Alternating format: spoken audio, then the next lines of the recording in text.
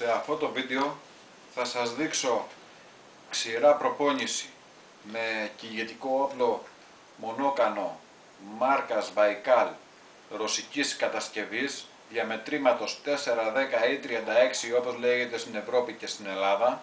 Θα χρησιμοποιήσω φυσίγγια αδρανίας.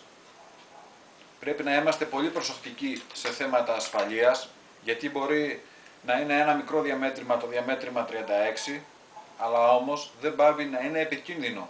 Εξάλλου όλα τα όπλα είναι επικίνδυνα.